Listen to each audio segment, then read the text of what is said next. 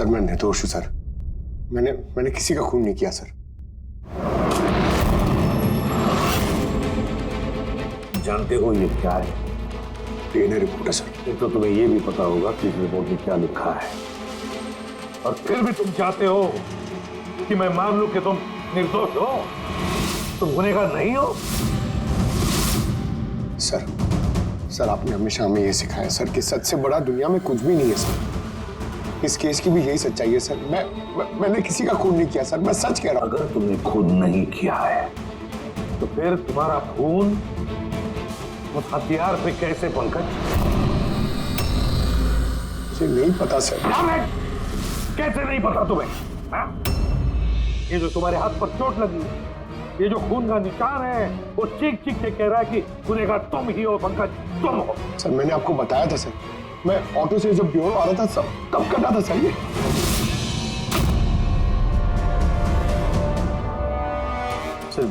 ये भी हो सकता है कि कोई पंकज को फंसाने की कोशिश कर रहा हो।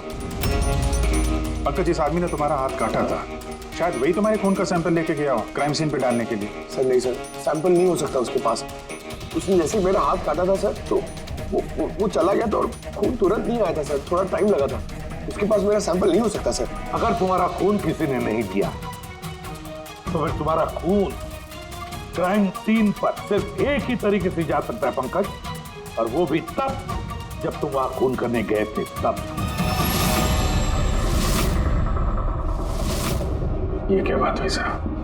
अगर पंकज को झूठ बोलना होता, हमें गुमराह ही करना होता तो ये बोल सकता था कि इसका सैंपल कोई लेके चला गया है, मगर इसने सच बोला। इसका सच कोई मायने नहीं रखता क्या सर? हाँ अभिजीत, सच बहुत मायने रखता है, लेकिन फिलहाल इस केस का सच यही है, इस खून का एक ही सस्पेक्ट है और वो है पंकज।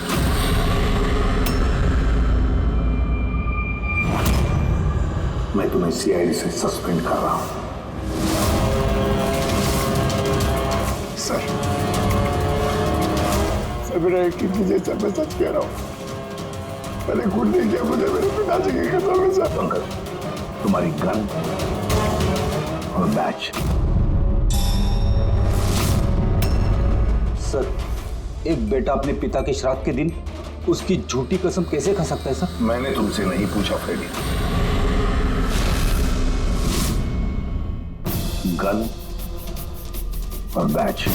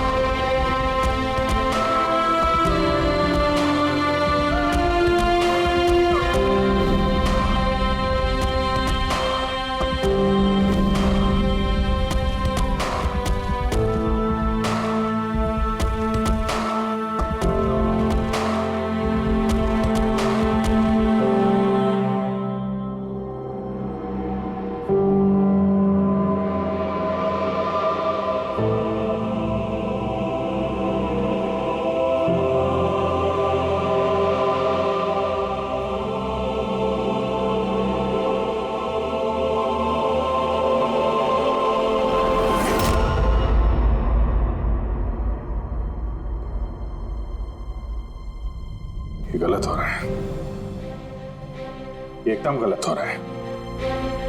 नो ऑफेंस सर, लेकिन आप हम सब पे ऐसे हमेशा शक नहीं कर सकते। ये तुम क्या कह रहे हो अभिजीत? क्या गलत कहा मैंने?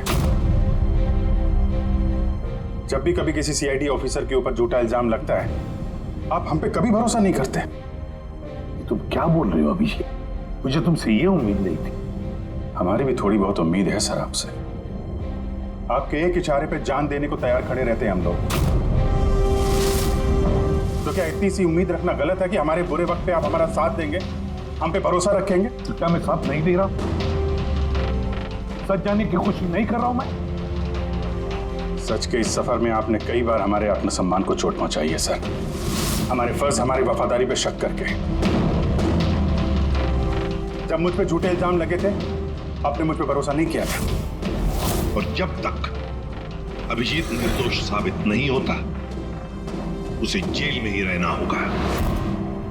जब दया पे झूठे इल्जाम लगे, आपने इस पे भी भरोसा नहीं किया। मगर शायद आप ही एक बात भूल गए, एक बार आप पे भी ऐसा झूठा इल्जाम लगा था।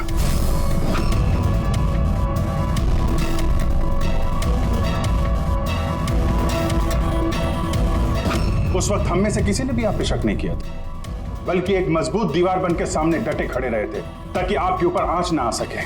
तो क्या आप वो हमारी हिम्मत, वो ताकत नहीं बन सकते सर? अभिजीत, मुजरिम से भी ज्यादा खतरनाक होता है एक इमोशनल सीआईडी ऑफिसर। तुम इमोशनल बन गए हो अभिजीत। मैं तुम्हें इस केस से हटा रहा हूं।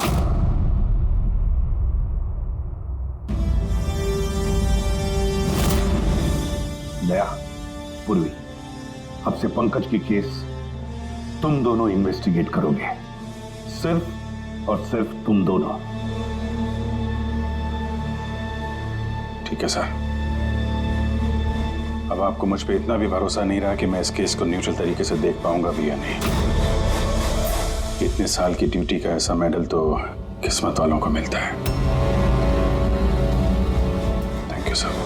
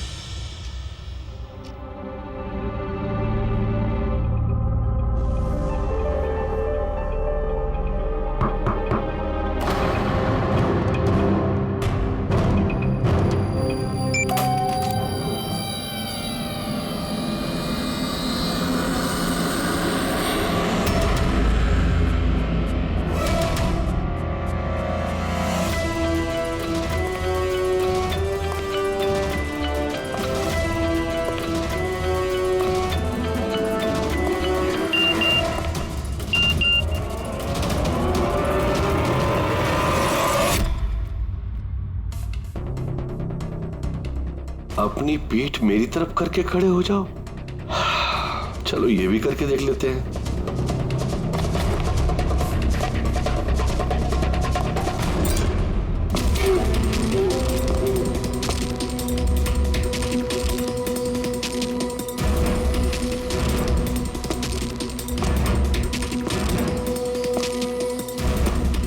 आप आ गए सर? मैं आप ही का इंतजार कर रहा था।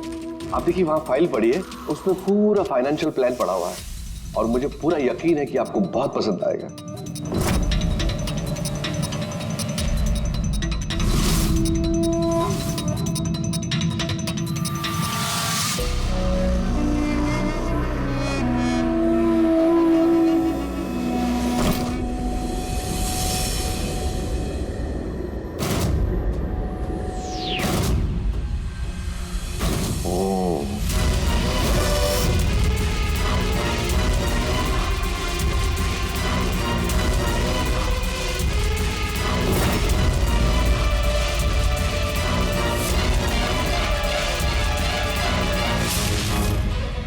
अरे ये तो नकली है।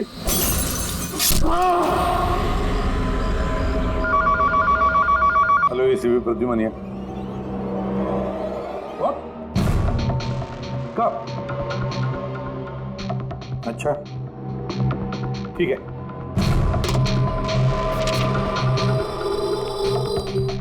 दया, अभिजीत, विक्रम विजय का खून हो गया। विक्रम विजय, वो हवाला कांड वाला सर? वही विक्रम विजय आज तक कानून से बच के भाग रहा था। आज उसका कत्ल हुआ, उसके ही घर में। एक न एक दिन तो ये होना ही था सर, इतने सारे दुश्मन पाल रखे थे उसने।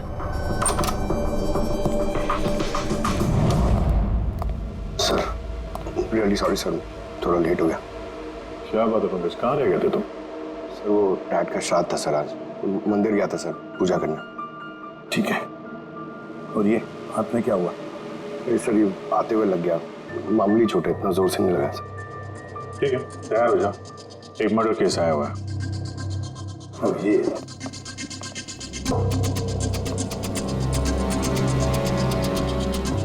इसका मर्डर है बोले विक्रम विजय का।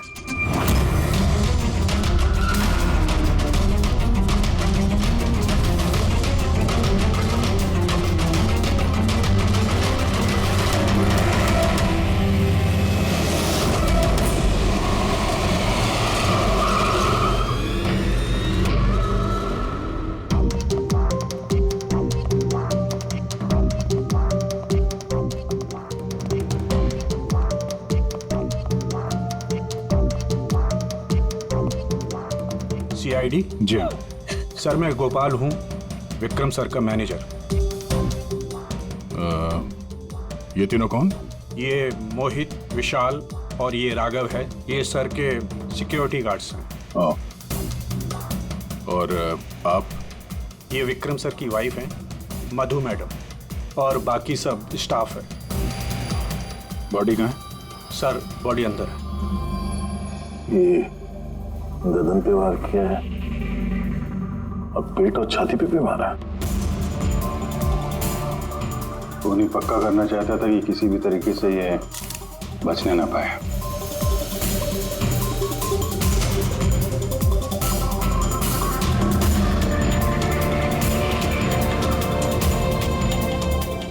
लगता है इससे हमला किया है इस पे।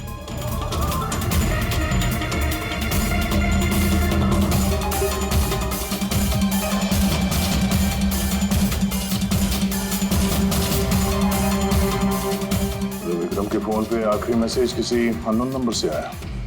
अपनी पीठ मेरी तरफ करके खड़े हो जाओ। पीठ मेरी तरफ मतलब वो आदमी इसको अपना चेहरा नहीं दिखाना चाहता था क्या?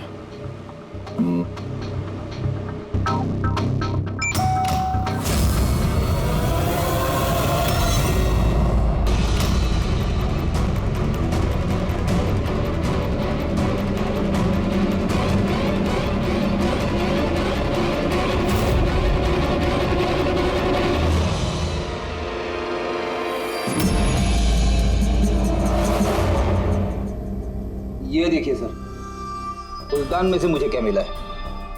Audio recording device. Audio recording device? इस कमरे में जो भी बात हो रही थी वो कोई सुन रहा था। सर मैं उसका नाम तो नहीं जानती, पर वो जिस तरीके से तैयारियां करवा रहे थे उस हिसाब से तो लग रहा था जैसे वो उनका बहुत खास क्लाइंट हो और वो सिर्फ विक्रम से ही मिलना चाहता था। ये क्लाइंट विक्रम के कांटेक्ट में आया कैसे? सर मेरी वजह से। उसने मुझे पहले कांटेक्ट किया था। वो विक्रम साहब का पूरा इतिहास बहुत अच्छी तरह से जानता था और विक्रम सर उसके इस होमवर्क से बहुत इम्प्रेस हुए और उन्होंने मुझसे मीटिंग फिक्स करने के लिए कहा। तो आप उससे पहले मिले थे? नहीं सर, उसने कॉल किया था और वो भी प्राइवेट नंबर से।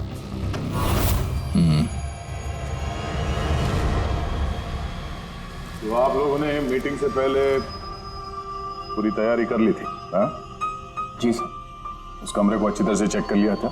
हाँ। तो फिर ये ऑडियो की रिकॉर्डिंग डिवाइस ये कमरे में कैसे पहुंची? सर ये कहाँ से आया? अपार्टमेंट वो तो तूने चेक किया था ना मोहित? मैंने चेक किया था सर, लेकिन मुझे फ्लापॉट में दिखा नहीं था। दिखा नहीं था? जी नहीं। अच्छा, ऐसे कैसे दिखा नहीं था? ब्यूरो चल, वहां पे अच्छे अच्छे को दिखने लगता है।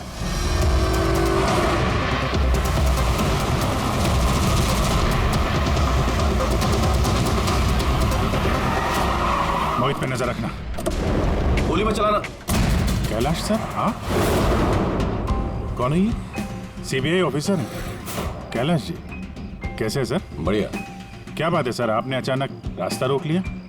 अभिजीत, मुझे वो आदमी चाहिए जो तुम्हारी सीआईडी की गाड़ी में बैठा है। मोहित? वो हमारा मुजरिम है सर, हम उसे ब्यूरो ले जा रहे हैं इंटरोगेट करने के लिए। नहीं अभिजीत, वो मुजरिम नहीं है, एक सीबीआई अफसर है। क्या कह रहे हैं आप? ये मोहित सीबीआई ऑफिसर है? मगर सर ये तो वो गार्ड की नौकरी कर रहा था विक्रम। क्या दिखावा? सच को छिपाने के लिए। कैसा सच? मोहित एक अंडरकवर है और मेरे कहने पर वहाँ ड्यूटी कर रहा था, और मेरे कहने पे ही उसने विक्रम के वहाँ वो रिकॉर्डिंग डिवाइस लगाई थी, और इसीलिए कुछ भी बताने से मना कर रहा था। ये अंडरकवर मर जाएगा मगर प्रोटोकॉल नहीं तोड़ेगा। नहीं ठीक है सर, वो एक्चुअली थोड़ी बहुत पूछताछ करनी पड़ेगी, खून का मामला है, जस्ट जनरल बातचीत। और हमें वो ऑडियो रिकॉर्डिंग मिल सकती है सर? हम जानना चाहते हैं कि खूनी और विक्रम के बीच क्या बात हुई थी। आप आ गए सर, मैं आप ही का इंतजार कर रहा था।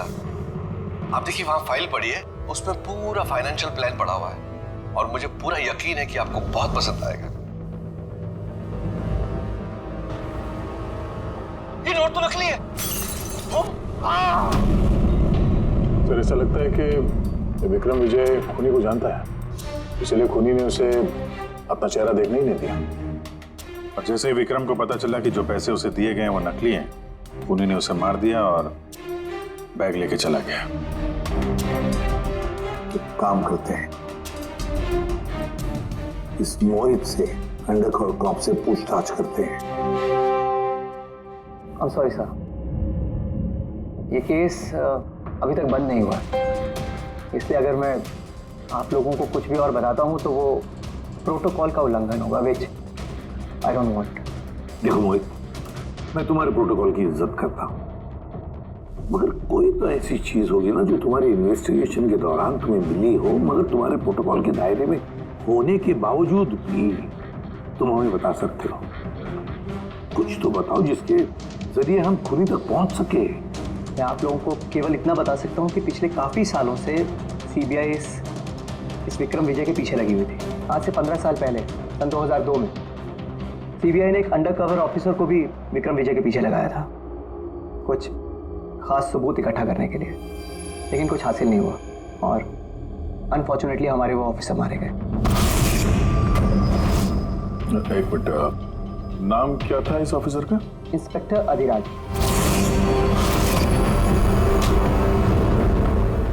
इंस्पेक्टर अधिराज। इस बोतल पे जो खून है, इस खून में विक्रम की डीएनए के अलावा किसी और का भी डीएनए।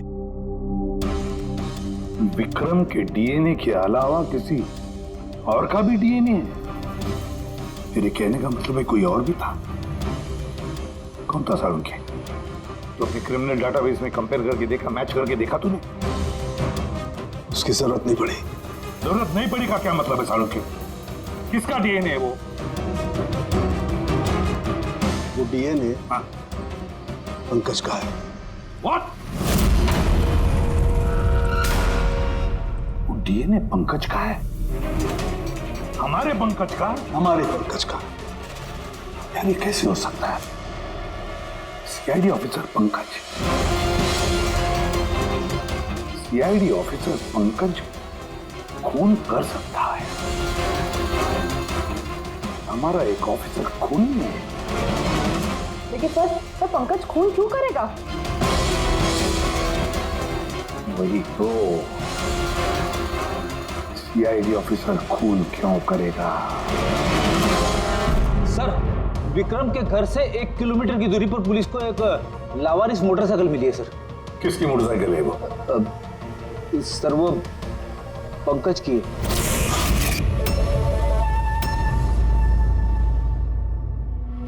लगा मुझे। क्या मतलब? पंकज की बाइक पड़ी है वहां पे और आप लोगों को हैरानी नहीं हुई? विक्रम विजय जिसकी मौत हुई है आज, 15 साल पहले अधिराज जी, पंकज के पिता, एक अंडरकवर कॉप, बॉडीगार्ड बन के विक्रम विजय के खिलाफ सबूत इकट्ठा कर रहे थे और उसी दौरान वो मारे भी गए। मतलब सर, पंकज को ये लगता है कि उसके पिताजी की मौत के पीछे विक्रम विजय का हाथ था और इसीलिए उसने अपने पिताजी की मौत का बदला लेने के लिए।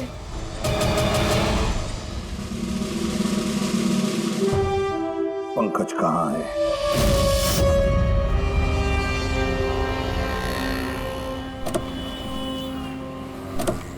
अरे सर, आप लोग? यही सवाल तो हम भी तुमसे पूछने वाले थे। तुम यहाँ क्या कर रहे हो? तुम तो बीमार थे ना? अरे सर, बाइक चोरी हो गई थी मेरी। ये सामने पुलिस स्टेशन में रिपोर्ट लिखाने आया था। ये देखिए। हमें पता है तुम्हारी बाइक कहाँ है। आप लोग को कैसे पता सर? तुम्हारी बाइक विक्रम विजय के घर के पास मिली है। वही विक्रम विजय जो तुम्हारे पिता का खूनी है। जब ब्यूरो में एसीपी साहब ने बताया कि विक्रम विजय का खून हुआ है, तो तुम्हें पता था ना कि वही विक्रम विजय है? हाँ सर। अरे तो ब्यूरो में क्यों नहीं बताया तुमने? तुम्हें बताना चाहिए था ना कि विक्रम विजय तुम्हारे पिता का खूनी है। सर, डैड का श्राद्ध था सर। मंदिर से ब्यूरो आ रहा था, उनके बारे में सोच रहा था, ये न्यूज आ गई। एकदम हिल गया था सर, समझ में नहीं आ रहा था क्या करूं। और ये हाथ जो तुम्हारा कटा हुआ है, एग्जैक्टली हुआ क्या था? सर, ये तो जब मैं मंदिर से ऑटो पकड़ के आ रहा था,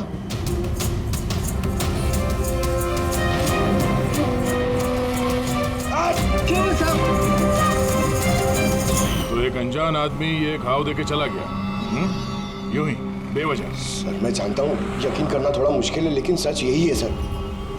पंकज यार, तुम तो हमेशा बाइक पे ब्यूरो आते थे ना, अचानक ऑटो में कैसे आया? अचानक नहीं सर, मेरी बाइक तो 2 दिन से खराब पड़ी है। तो तुम्हारी खराब पड़ी हुई बाइक कोई लेकर गया, उसने उसे रिपेयर करवाया और ठीक होने के बाद उसे एक लावारिस जगह पे छोड़ दिया। वो भी संयोग से एक ऐसे इंसान के घर के पास छोड़ दिया जिसका आज ही खून हुआ और जो तुम्हारे पिता का खूनी भी है। सर, आप लोग मुझ पे शक कर रहे हैं? आप लोग को लग रहा है उस विक्रम विजय को मैंने मारा है?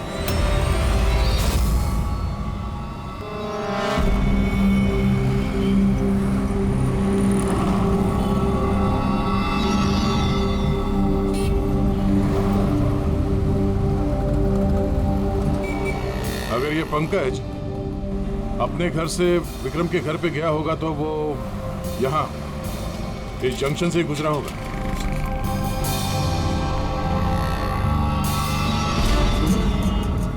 सर, सिग्नल पे सीसीटीवी कैमरा लगा होगा।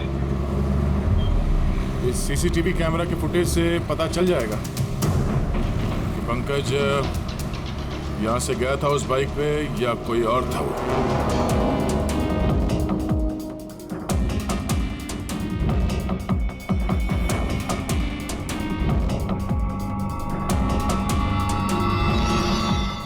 एक मिनट रिवाइंड करना, पॉज कर। सर, ये देखिए, कि पंकज की तरह नहीं लग रहा है। बाइक का नंबर है XYA 4784। सर, पंकज की बाइक का नंबर भी यही है। पूर्वी, ये पंकज इतनी लापरवाही तो नहीं कर सकता कि एक जुर्म करने के लिए जाते वक्त सड़क पे एक और जुर्म करे, सिग्नल तोड़ने का। जरूर कोई है जो पंकज को फंसाना चाहता है और उसी ने ये सिग्नल भी तोड़ा है ताकि हमारा जो शक है पंकज के ऊपर वो और मजबूत हो जाए। मगर सर, पंकज को कौन फंसाना चाहेगा? शायद इसका कोई पुराना दुश्मन। सर, मेरा ऐसा कोई पुराना दुश्मन नहीं है जो मुझे फंसाने के लिए ऐसी साजिश रचेगा। सर, पंकज, दिमाग पर जोर डालो, कोई तो होगा। नहीं सर, अगर तुम्हारा कोई दुश्मन नहीं है तो फिर ये खून तुमने ही किया है। तुमने अपने पिताजी की मौत का बदला लेने के लिए, और वो भी उनकी बरसी के दिन। सर, मेरा बदला लेने की कोई मेंटालिटी नहीं है सर। मैं खूनी नहीं हूं सर, मैं एक CID ऑफिसर हूं। जहां तक पिताजी की बात है सर, मैंने तो उन्हें ठीक से देखा भी नहीं सर। मुझे तो सब याद भी नहीं है जो उन्होंने हमारे साथ कोई अच्छा टाइम स्पेंड किया हो या हमारे साथ रहे हो सर। उन्हें तो फर्क भी नहीं पड़ता होगा कि उनका कोई बेटा है जिसे उनकी जरूरत भी है सर। मतलब तुम्हारे पिताजी के साथ तुम्हारे संबंध अच्छे नहीं थे? सर वो एक अंडरकवर कॉप थे सर। वो ज्यादातर अपने काम में ही बिजी रहते थे। घर गृहस्थी परिवार बच्चे इनसे उनका कोई लेना देना नहीं था सर। ये तो सिर्फ मेरी माँ ने पाला है सर। लेकिन फिर भी पंकज, तुम्हारी अपनी पिताजी के साथ कुछ ना कुछ तो यादें जुड़ी होंगी ना? कुछ भी? सर थोड़ा सा याद है मुझे सर। मुझे मेले में ले जाते थे सर वो, मगर मेले में ले जाने से पहले सर वो मुझे हॉस्पिटल ले जाते थे हमेशा। हॉस्पिटल में? वो क्यों? शायद बचपन में वो बहुत बीमार रहता था और वो हॉस्पिटल ले जाते थे और मुझे बहुत दर्द होता था सर। दर्द? पंकज, कहाँ दर्द होता था? सर पीठ में, यहाँ पे सर। पीठ में? पंकज, डॉक्टर क्या करते थे पीठ में? नहीं सर, ऐसा कुछ याद नहीं आ रहा सर। याद करो पंकज, याद करो। सोचो क्या करते थे? तुम्हारी पीठ में इंजेक्शन लगाते थे या पीठ में से खून निकालते थे? क्या करते थे? याद करो। Sir sir sir drill machine से कुछ करते थे सर हॉस्पिटल में। क्या कहा? ड्रिल मशीन से? और उसके बाद तुम्हें पीठ में दर्द होता था? बहुत दर्द होता था सर। मैं हफ्तों तक सीधे बैठ भी नहीं पाता था। और फिर घर जाने के बाद तुम्हें नींद सी आती थी? कुछ अजीब सा लगता था? चक्कर आता था? हाँ सर। सर मेले में भी जब मैं घूमने जाता था तो नींद में ही रहता था सर। ऐसे चक्कर आते रहते थे सर बस।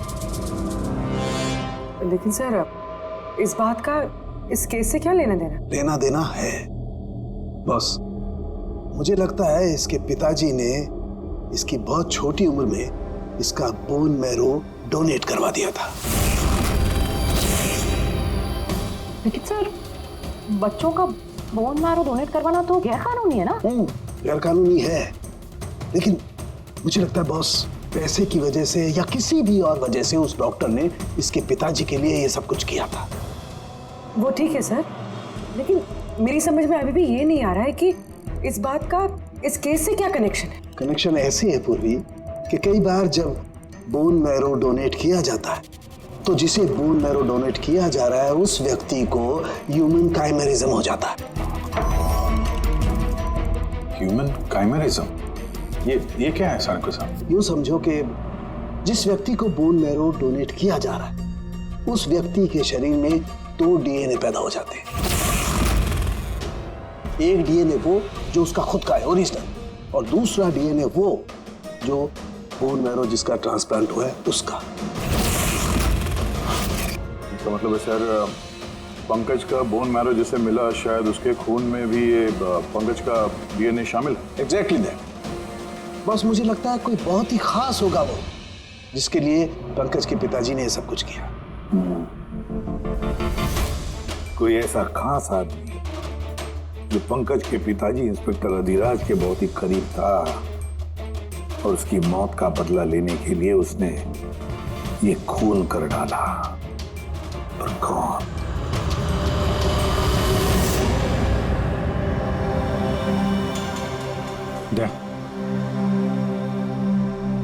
Hi sir. हेलो अभिजीत। हाय दया, कैसे हो? गुड। सॉरी आपको यहाँ ऐसी जगह पे बुलाना पड़ा। अभिजीत, जो इन्फॉर्मेशन तुमको चाहिए थी वो ना तो सीआईडी ऑफिस में दी जा सकती थी और ना मेरे ऑफिस में। थैंक यू सर आपकी मदद के लिए। पंकज एक ईमानदार ऑफिसर है सर, और आपकी मदद से शायद हम उसकी बेगुनाही साबित कर पाए। अभिजीत, तुम्हें याद है एक खतरनाक मुजरिम था राका, उसको पकड़ने में तुमने मेरी मदद की थी, तो समझ लो मैं उसी का बदला चुका रहा हूं। दोस्ती में बदले नहीं चुकाए जाते सर। एक्चुअली हमें पंकज के पिता इंस्पेक्टर अधिराज जी के बारे में जानकारी चाहिए, जितनी भी आप दे सकें। आपने काम किया है ना इंस्पेक्टर अधिराज के साथ? हाँ दया, अधिराज बहुत ही ईमानदार अफसर था और बहादुर भी। मुझे तो ये कहने में गर्व होता है कि हमने एक साथ काम किया। सर एक्चुअली हमें ये पता करना था कि उनके अंडरकवर मिशन के दौरान उनके कभी किसी से कोई खास रिश्ते बने थे। I mean, कोई नया परिवार, ऐसा कुछ। अभिजीत, ये जो अंडरकवर की दोहरी जिंदगी होती है, मुश्किल होता है जीना। एक पुलिस वाला भी तो इंसान ही होता है ना, और उसे भी वो चौकट कभी कभी नहीं लगनी चाहिए जो वो लांग गए। मतलब उनको भी किसी से प्यार हुआ था? उनका कोई दूसरा परिवार भी था? हाँ, अधिराज की दूसरी पत्नी बच्चे को जन्म देने के बाद गुजर गई। ओह, और अधिराज जी की मौत के बाद इस दूसरे बच्चे का क्या हुआ? ये राज हमेशा राज ही बना रहा कि अधिराज ने उस दूसरे बच्चे को कहाँ रखा, कैसे पाला, और वो बच्चा कहाँ गया, कभी किसी को नहीं मिला। और ये जो बच्चा है दूसरी शादी से, क्या उम्र रही होगी उसकी? ये पंकज से कोई 2-3 साल बड़ा होगा। शादी पंकज की माँ से पहले हुई थी, पर बच्चा दूसरी बीवी से पहले हुआ था। शायद उसे कोई बीमारी होगी जिसकी वजह से अधिराज जी ने पंकज का बोन मैरो उसे दिलवाया होगा।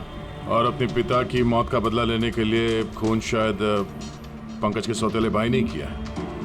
पर अब सवाल ये उठता है कि पंकज का ये सौतेला भाई है कौन और अभी कहाँ है? मुझे कुछ अंदाजा हो रहा है कि क्या हुआ होगा उसके साथ। कैलाश जी, हमें एक मदद और चाहिए। इस अंडरकवर मिशन के दौरान और कौन कौन लोग थे आपके साथ, उन सब की जानकारी चाहिए, और अधिराज जी की पूरी कुंडली भी।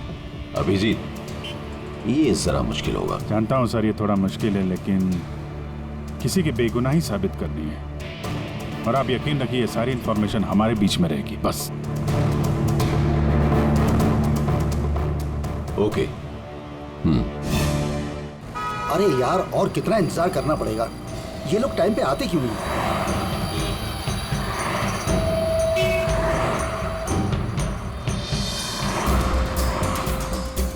अरे यार, आधे घंटे से इंतजार कर रहा हूँ। अरे मुझे आज ही पूरा पैसा चाहिए। अरे मुझे निकलना है इस शहर से आज ही। तेरा हिसाब तो मैं आज, अभी और इसी वक्त चुकता कर दूंगा।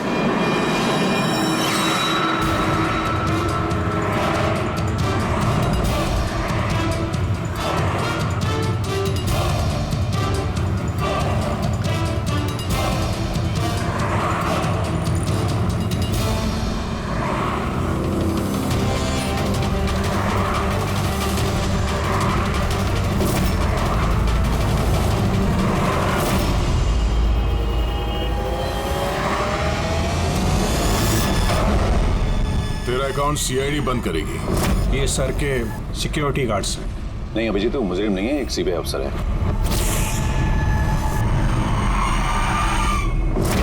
पिता के कर्ज को पूरा करना हर बेटे का धर्म होता है सर,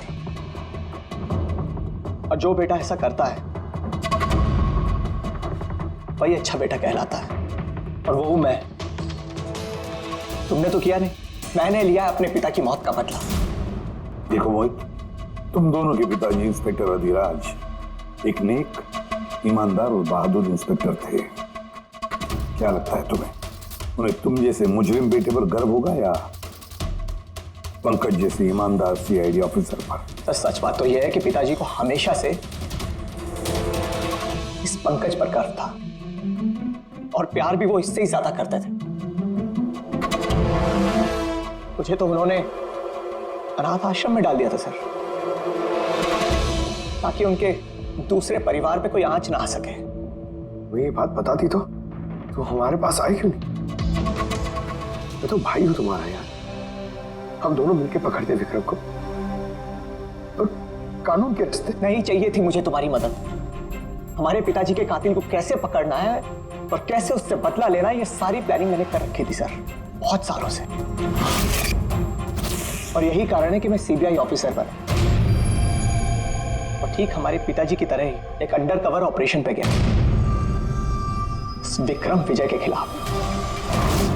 लेकिन इस बार उसे सजा दिलवाने के लिए नहीं सर,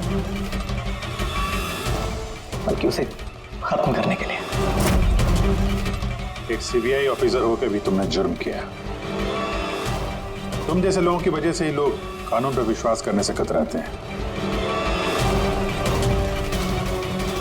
इस काम में केतन ने तुम्हारी मदद की थी ना? हाँ सर, केतन भी मेरे पिताजी के साथ काम करता था। वो भी एक अंडरकवर कॉप था। उसी ने मुझे सब कुछ बताया और उसके बताने से ही मुझे पता चला कि बचपन में मेरा एक ऑपरेशन भी हुआ था। और जब तुम्हें पता चला कि तुम्हारे खून में 2 डीएनए, एक तुम्हारा दूसरा मेरा, तो तुमने खून करके मुझे ही फंसा दिया। हाँ, और इसीलिए मैंने अपना खून बहाकर उस हथियार पे डाल दिया था और उसके बाद तुम्हारा हाथ काटा ताकि एक तीर से 2 निशाने लग जाए। मेरे दोनों दुश्मन, हमारे पिताजी का कातिल वो विक्रम विजय। हेलो कैलाश सर, मैंने विक्रम विजय के रूम में ऑडियो डिवाइस लगा दिया।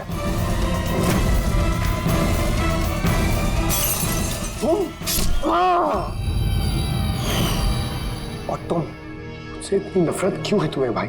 क्यों ना करो तुमसे नफरत? आज तक सब कुछ तो तुम्हें मिला है। हमारे पिताजी का नाम, उनका प्यार, उनकी इज्जत, सब कुछ। और दुख की बात तो यह है कि ये सब कुछ मिलने के बाद भी तुम्हें इतना सा भी होश नहीं था कि हमारे पिताजी का कातिल है कौन। अगर आज मैं नहीं होता तो हम दोनों के पिताजी का कातिल आज भी जिंदा होता और खुला घूम रहा होता। और तुम्हें क्या मिला हुआ है? जेल? और खून करके तुम्हारे पिताजी को क्या मिला मरने के बाद? शर्मिंदगी? सर एक बात पूछ सकता हूं आपसे? आप लोग मुझ तक पहुंचे कैसे? क्योंकि मैंने कोई कसर नहीं छोड़ी थी सारे सबूत पंकज के खिलाफ करने में। मोहित, हम जानते थे कि पंकज ऐसा कभी नहीं करेगा। और रही बात तुम तक पहुंचने की, जब हमें 2 डीएनए के बारे में पता चला तो हमने तुम्हारे पिताजी इंस्पेक्टर रजिराज का बैकग्राउंड चेक किया।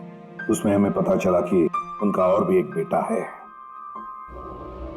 तुम। और फिर बस हमने उस बेटे की पूरी कुंडली निकाली, मतलब तुम्हारी।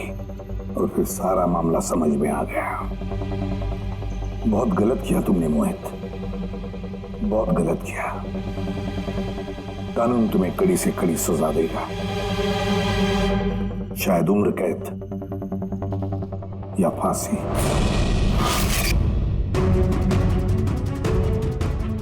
रेडी?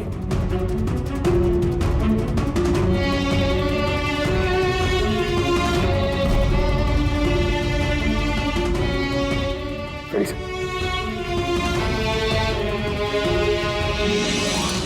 मैं जानता हूं तुम्हारे दिल में सिर्फ मेरे लिए कड़वाहट है, मगर मुझे पता ही नहीं था कि मेरा कोई एक भाई है। मुझे नहीं मालूम कि तुम्हारे साथ क्या होने वाला, मगर तुम एक बात हमेशा याद रखना, मैं तुम्हारा इंतजार कर रहा हूं। I'll wait for you.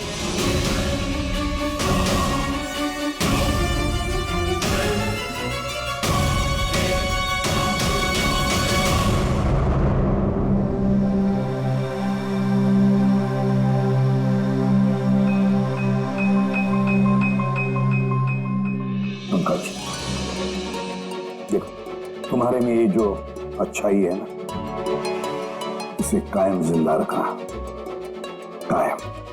Welcome back to CID. Thank you sir. Sir, I am sorry sir, आप सही कह रहे थे। इमोशनल होके मैं कुछ जरूरत से ज्यादा ही बोल गया सर। I am sorry. देखो अभिजीत, तुम सब लोग मेरे लिए ना सिर्फ सीआईडी ऑफिसर्स हो, बल्कि मेरा गुरूर, मेरा आत्मविश्वास हो, मेरी ताकत हो। और एसीपी प्रद्युमन ने आज तक अपनी ताकत पर कभी शक नहीं किया और ना कभी करेगा। इम्तिहान की घड़ियां तो आती है और आती रहेंगी, मगर फर्ज की राह पर चलते वक्त अगर अपने बेटे पर भी गोली चलाना क्यों न पड़े, हाथ कांपने नहीं चाहिए।